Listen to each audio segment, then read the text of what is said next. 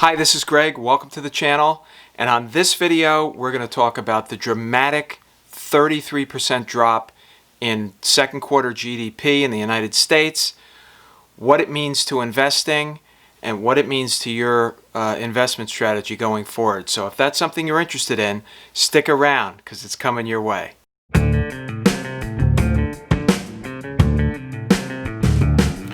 Okay, so this channel deals with business and investment, all in the context of the digital age.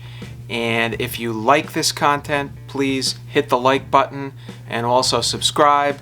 We'd love to have you on board for many more videos that I'm putting together for you. Okay, so let's get right into it. The GDP in the second quarter of the U.S. economy experienced a dramatic drop.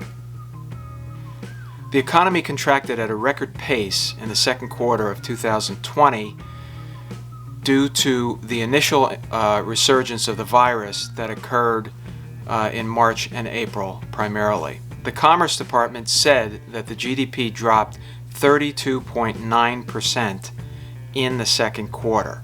These figures are the steepest declines since the Great Depression, and in fact, unfortunately, they're the steepest declines on record. Now, in the job market, meanwhile, this week, the Labor Department released its latest figures that supported that the labor market is continuing to falter. The number of people applying for initial unemployment benefits rose for the second straight week by a seasonally adjusted 12,000 to 1.43 million in the week ending July 25th.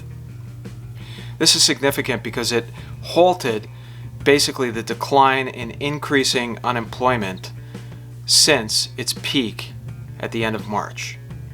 The number of people receiving unemployment claims increased by 867,000 to 12 million for the week ending July 18th. Now, what does all this mean? This latest reporting on the economy and the unemployment figures supports what we have been saying for some time in previous videos on this channel. Basically, that the V-shaped recovery that the stock market has been reflecting ever since the peak of the crisis in late March is now officially toast. It has become clear that this crisis is going to go on longer than anyone expected up until this point. Further, it is my view that the recent stock market performance has been based on wishful thinking surrounding the economic recovery and an unprecedented round of Fed money printing and securities purchases, including corporate debt, combined with trillions of dollars of fiscal stimulus by the U.S. government. The reality of the deepening recession, or dare I say depression, is finally beginning to creep into the minds of the investment community. Now, the second quarter downturn was widely anticipated by the market because it represents the downturn that resulted from the complete shutdown that happened in March and April in this country.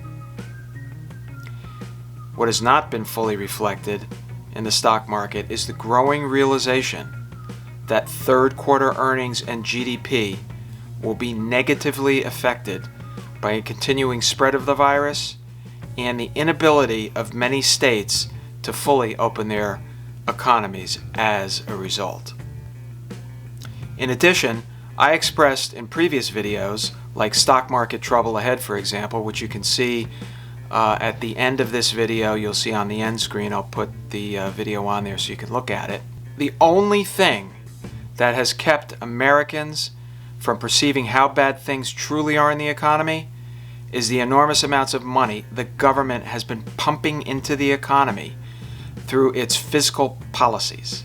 The CARE Act, for example, pumped over $2 trillion into the economy in the form of direct payments, loans, and grants, and Congress is currently negotiating to borrow and spend an additional multiple trillion package. In addition, there have been close to 5 million people who have received mortgage forbearances, and many millions more are benefiting from eviction moratoriums.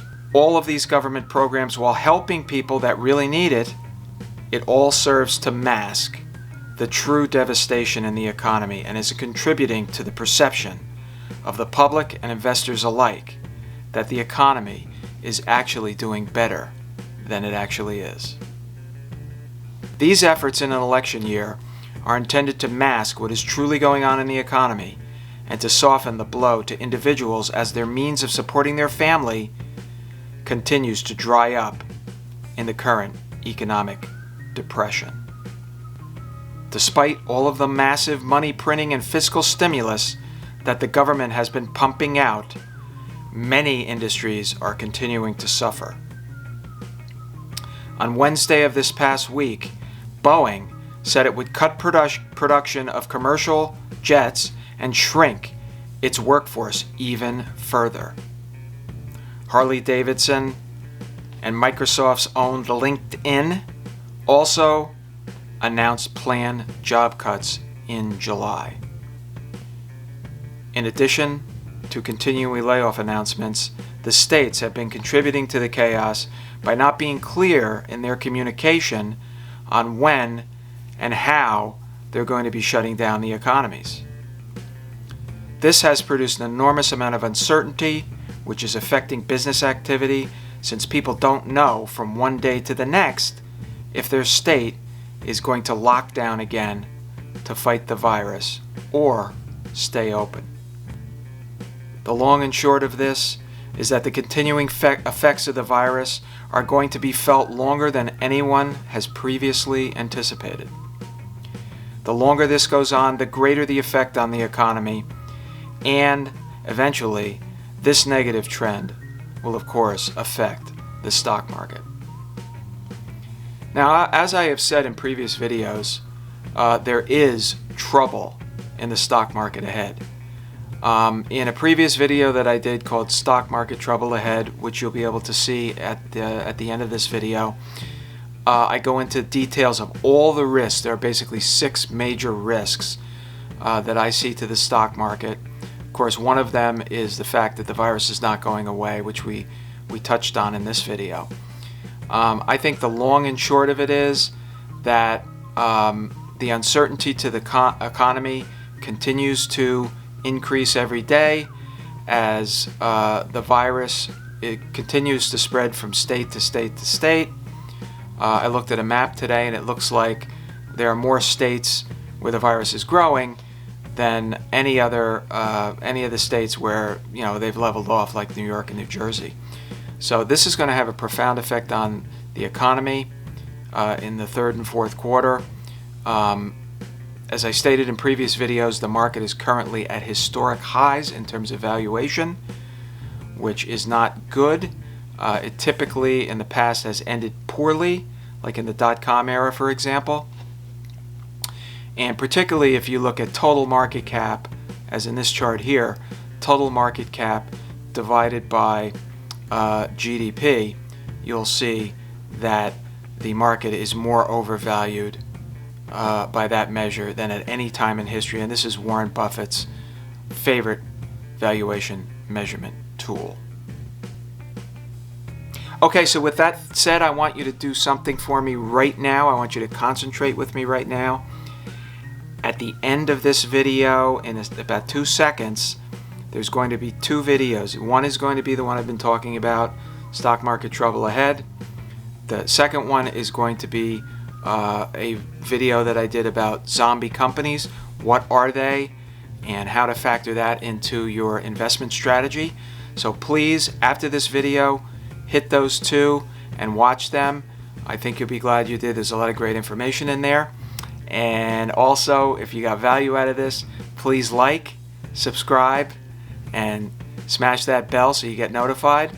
And I'm looking forward to bringing you some additional great content on business investment strategies, all in the context of the digital age. So thank you very much for watching, and we'll see you again soon.